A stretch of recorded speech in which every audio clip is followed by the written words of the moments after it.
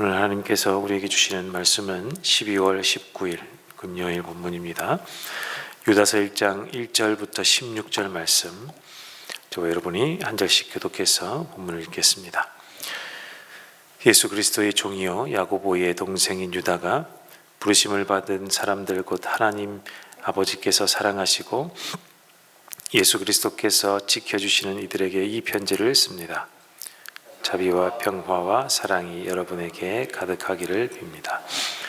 사랑하는 여러분, 나는 여러분에게 우리가 함께 가진 구원에 관해서 편지를 써보내려고 여러 가지로 애쓰고 있습니다. 그러던 참에 나는 이제 여러분에게 성도들이 단번에 받은 그 믿음을 지키기 위하여 싸우라고 권하는 편지를 당장 써야 할 필요가 생겼습니다. 몇몇 사람이 몰래 숨어들었기 때문입니다. 성경에는 그들이 받을 심판을 옛날에 미리 적어 놓았습니다.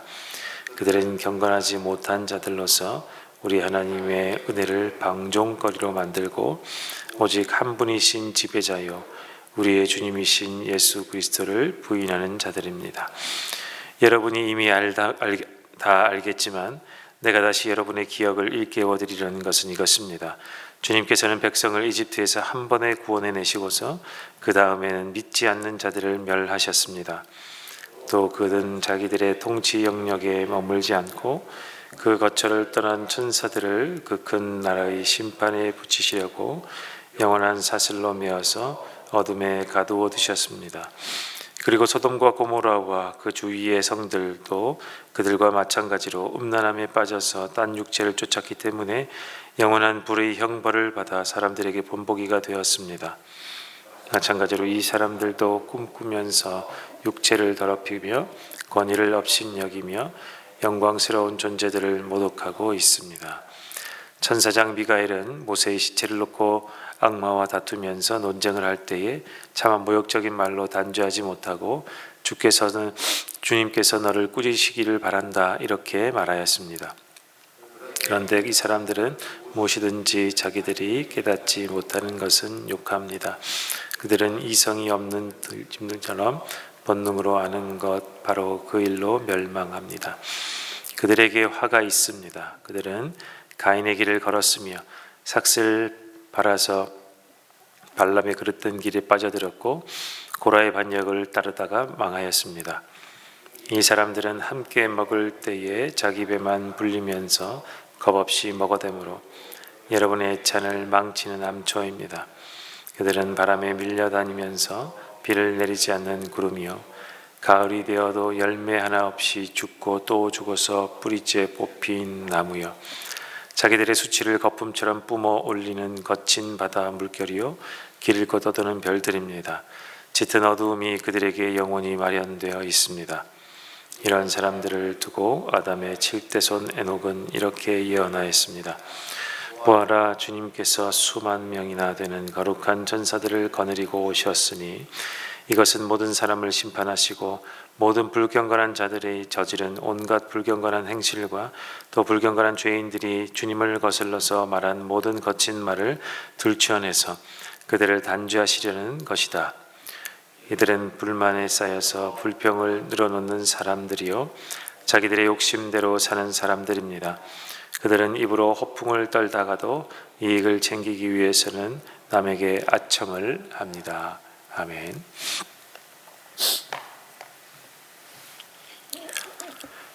오늘은 유다서를 살펴보게 됩니다. 유다서는 한 장으로 되어 있습니다. 한 장의 절반, 오늘 성경 절반을 함께 이 새벽에 살피려고 합니다. 오늘 유다서를 시작할 때 유다가 자신을 이렇게 소개합니다. 예수 그리스도의 종이요 야고보의 동생인 유다가 이렇게 소개를 하죠. 이를 보니까 예수님의 육신적인 이 동생이라고 친형제라고 알 수가 있겠죠. 또 세상적 기준으로 볼 때 이 기준으로 나는 예수의 동생이다. 예수님이라는 이분의 동생이다 라고 자기의 권위와 유명세를 이렇게 내세울 법한데 오늘 시작하면서 이어서 유다 자신을 예수 그리스도 그의 종이다 라고 부르면서 이렇게 소개하면서 시작합니다. 이 유다는 부활하신 주님을 만난 뒤에 형제라고 여겼던 이 예수님이 단순한 인간이 아니라 하나님의 아들이시요 그리고 교회의 머리가 되시는 이 신적인 존재다.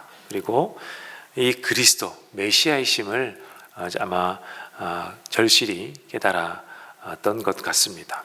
그래서 이 유다의 짧은 인사말 이 속에는 이 예수 그리스도에 대한 경외심, 그리고 그분이 이 교회의 머리 되시는 분이구나, 그리고 교회 공동체를 지극히 사랑하시는 분, 그리고 이 죄인들의 모든 죄를 씻어내려고 오신 메시아라는 이러한 고백들이 담겨 있고, 그리고 이 고백에 비추어서 이 예수 그리스도께서 가르쳐 주신 이 가르침으로 이 유다가 쓰는 이 편지를 받는 이 공동체에게 가르치면서 경고에 가까운 말씀을 전해야겠다라는 의도를 이 한 구절에서 우리가 읽을 수 있겠습니다. 유다는 원래 구원의 기쁨에 대해서 편지를 쓰려고 했다라는 의도를 먼저 밝히는데, 그러나 그걸 쓰지 않고 더 긴박하고 빨리 밝혀내야 하는 일이 있기 때문에 내가 성령의 인도하심 따라서 이 의도를 바꾸어서 이 편지를 쓴다라는 것을 또한 밝히고 있습니다. 왜냐하면 이 교회에, 이 편지를 받아드는 이 교회에 숨어 들어온 몇 사람이 있는데, 그들 때문에 이 교회가, 주님의 몸된 교회가 무너지기 직전이고 매우 혼란에 빠지기 직전이라는 것을 알았기 때문에 그렇습니다. 그래서 이 교회를 무너뜨리려는 이 세력들을 막아야겠다라는 마음으로 오늘 편지를 바꾸어서 쓴다. 의도와는 달리 다른 의도를 품고 이것을 막아야겠다라고 편지를 쓴다라고 합니다. 경고의 말씀을 적고 있는 것이죠. 오늘 우리도 이 유다의 경고를 우리가 한번 살펴볼 필요가 있겠다 싶습니다. 과연 그러면 숨어 들어온 몇 사람, 이 사람들은 도대체 누구일까를 먼저 알아야겠죠. 정확하게는 밝혀낼 수는 없겠습니다만, 이 유다가 쓰는 이 구절들을 볼 때에 이들은 아마도 이 편지를 받아드는 수신자들과 같은 동족 유대인들이라고 추측해 볼 수가 있습니다. 같은 언어를 쓰고 같은 구약의 전통을 공유하고 동족이라는 이름으로 경계심을 허물어서 이 이방 땅에서 동족을 만났으니 경계심을 허물고 이 교회에, 이 공동체에 침투했을 가능성이 아주 높기 때문에 그렇습니다. 오늘 유다가 쓰고 있는 이 구약 전통에서의 이 말씀들, 그리고 에녹서라고 하는 성경에는 우리는 정경으로 포함되어 있지는 않으나 당시 사람들이 이 에녹서를 돌려보았을 가능성이 큰데, 그것까지도 언급하는, 이 구약의 전통에 있던 그러한 글까지도 언급하는 것을 보아서는 아마 유대인일 가능성이 높고 같은 동족이었을 가능성이 높아 보입니다. 그들이 들어와서 이 교회를 혼란에 빠뜨렸기 때문에 그들의 실체를 밝히고 그들의 모략을 밝히는 것이 오늘 유다가 이 편지를 쓰는 의도입니다. 초대교회 때는 영지주의라는 이단이 아주 성행했었습니다. 이 영지주의적 성향을 가진 이들, 이것을 믿는 이들은 이 선과 악을 구분하는데 이 몸을 악이라고 구분하고 이 사람의 몸 속에 있는 영혼을 선하다고 구분합니다. 모든 물질 세계는 죄로 타락했기 때문에 이 육체의 몸까지도 죄로 물들었다. 단 구원받은 이 영혼은 그렇지 않고 순수한 100%의 의로운 영혼이다. 그러니 영혼이 구원받았으면 둘러싸고 있는 육신은 아무렇게나 해도 괜찮다. 이 허랑방탕하거나 욕구대로 살아도 영혼은, 구원받은 영혼은 영향을 전혀 받지 않는다라고 믿었습니다.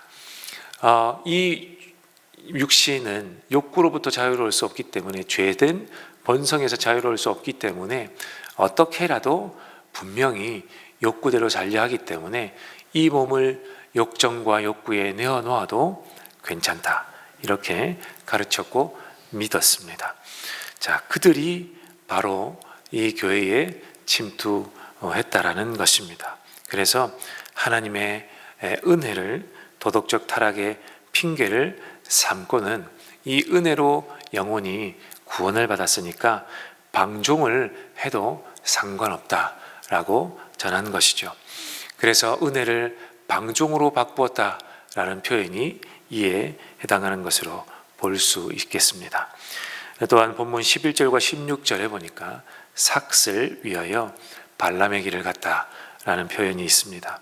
이 이익을 챙기기 위해서 아첨하는 자들이라고 이렇게 표현하죠. 그래서 몰래 침투한 이들은 이 물질적 이익을 최우선으로 생각하면서 이 이익을 쫓던 사람들이라는 것도 짐작이 가능한데, 이 또한 영지주의자들의 한 단면이었습니다. 성도 여러분, 오늘날 우리 곁에서 몰래 우리의 마음속에 침투해 들어오는 유혹들이 있습니다.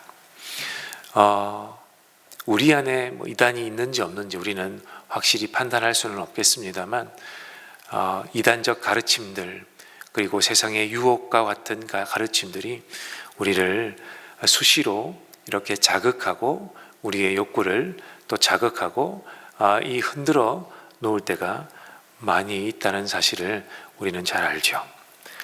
그래서 교회 가르침 가운데 교회로 들어온, 교회에서 직접 가르치는 것은 아닙니다만 우리의 욕구들을 자극해 놓아서 사랑하니까 덮어줘야 한다거나 은혜로 이해해야 한다거나 긁어부스러 만들면 더 큰 혼란을 겪으니 어떠한 범죄도 크게 들추지 말자라거나 많이 벌어서 우리 헌금해야지 라고 하면서 목표 중심적으로 교회 생활을 한다라거나, 이 외에도 여러 이 사상과 여러 생각들을 통하여 우리를 자극하며 때로는 우리 작은 공동체에도 영향을 미치려고 하는 이 사단의 괴계를 유다서를 통해 다시 한번 돌아보아야겠구나 라고 우리 또한 깨달아야 할 것입니다. 명목상 그리스도인으로 만드는 이러한 가르침들은 교회에 영향을 주기 마련이고 내 주변을 또 영향을 끼치기 마련입니다. 그래서 이 믿음을 수단 삼아, 이 믿음이라는 것을 목적 삼아 우리를 흔들어 놓고 하죠. 그러니 오늘 이 유다서가 이것을 경계하라는 하나님의 말씀으로 우리가 기억하면 좋겠다 싶습니다. 또한 유다는 독자들에게 익숙한 구약의 세 가지 사건을 통해서 이 진리를 왜곡하는 자들의 결말이 어떠한지를 경고하고 있습니다. 그러니 성도들이여, 이러한 경고를 잘 들으십시오 라고 말씀해 주고 있습니다. 첫 번째는 출애굽 세대가 구원의 은혜를 체험하고도 믿지 않는 사람들이 다 심판을 받았다라는 것을 주고 있고, 두 번째는 타락한 전사들이 하나님이 주신 자기의 지위를 지키지 않고 선을 넘었을 때에 흑암에 갇혔다라고 말씀해 줍니다. 마지막으로 소돔과 고모라는 육체의 정욕에 따라 방종했을 때 불의의 형벌을 면할 수 없었다라는 것 또한 가르쳐 줍니다. 또 이어서 유다는 형제를 미워한 가인의 길과 탐욕의 눈이 멀어서 어그러진 길을 간 발람의 길과 또 하나님의 권위에 도전한 고라의 폐역을 이 거짓 교사들이 자극하고 있는 가르침들이다 라는 것을 이어서 비유로 말해 줍니다. 성도 여러분, 이 비유들의 공통점이 무엇이겠습니까? 모두 다 자기중심성, 자기의 욕구에 충실한 자기중심성으로 이 공동체를 위협하고 있다, 이 공동체를 무너뜨리려고 하고 있다라는 것이 공통점이 되겠습니다. 하나님이 정하신 질서를 무시하고 자신의 배를 채우기 위해서 공동체를 깨뜨리는 행위를 한 자들이다라는 거죠. 유다는 이들을 가리켜서 바람에 떠돌며 비 한 점 내리지 않는 구름과 같고 열매 없는 나무와 같다라고 이야기합니다. 아무런 쓸모없는 존재, 이 공동체에 해악이 될 뿐 아무런 도움도 되지 못하는 쓸모없는 존재라는 독설에 가까운 비유를 쏟아내고 있는 거죠. 또한 겉은 화려해 보이지만 이 공동체를 무너뜨리는 암초와 같은 존재들이다라고 경고합니다. 그렇다면 이 말씀을 받아드는, 이 경고의 말씀을 받아드는 우리는 어떠해야 할까를 생각해 보아야겠죠. 이제 우리 자신을 이 말씀에 비추어 보아야겠고 우리 공동체 또한 비추어 보아야 할 것입니다. 유다의 경고는 단지 2000년 전에 이단을 향한, 이 교회에 침투한, 몰래 침투한 이단을 향한 경고에서 멈추면 안 되겠습니다. 우리에게 또한 하나님의 가르침을 주는 하나님의 말씀이기 때문에 우리에게는 어떠한 가르침을 줄까 또한 생각해 보아야겠죠. 이 가르침을 따라서 오늘날 교회를 흔들고 있는 욕망을 건드리는 풍요 속에서 우리가 잊지 말아야 할 기준이 있습니다. 이 참된 그리스도인의 그리스도인과 그리고 공동체의 시금석과 같은 바로 사랑이라는 것입니다. 사랑. 나의 가르침과 주장이 공동체를 하나로 묶고 있는지, 나의 생각과 나의 언행들과 나의 모든 말이 공동체를 깨트리고 있지는 않는지, 분열시키지 않는지를 돌아보는 것.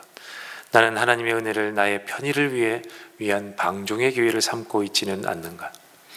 나는 나보다 남을 높게 여기면서 주님의 몸된 교회를 세우고 있는가. 이것이 바로 내가 사랑하고 있는지, 이 공동체를 사랑하고 있는지, 나의 주변 모든 나에게 붙여주신 그 사람들을 사랑하고 있는지 이 기준으로 돌아보아야 한다라는 거죠. 고린도전서 13장 1절부터 3절을 말씀을 보면 내가 사람의 모든 말과 천사의 말을 할 수 있을지라도 내게 사랑이 없으면 울리는 징이나 요란한 꽹과리가 될 뿐입니다. 내가 예언하는 능력을 가지고 있을지라도 또 모든 비밀과 모든 지식을 가지고 있을지라도 또 산을 옮길 만한 모든 믿음을 가지고 있을지라도 사랑이 없으면 아무것도 아닙니다. 내가 내 모든 소유를 나누어 줄지라도 내가 자랑 삼아 내 몸을 넘겨줄지라도 사랑이 없으면 내게는 아무런 이로움이 없습니다. 이 말씀을 볼 때에도 우리의 기준은 이 공동체를 섬기며 이 교회를 섬기는 기준이 주님이 가르쳐 주신 사랑이 되어야 할 줄로 믿습니다. 진정한 영성은 화려한 천사의 말이나 은사 또는 지식이나 가르침에 있지 않고 예수 그리스도를 주로 모시고 그 예수 그리스도의 종이 되어서 형제를 사랑으로 섬기는 그 낮은 마음 속에 이 영성이 있다라는 것을 우리는 깨달아야 하겠습니다. 이 사랑이 우리를 하나로 묶을 것입니다. 서로가 서로를 잇는 악교 그리고 풀과 같은 역할을 할 줄로 믿습니다.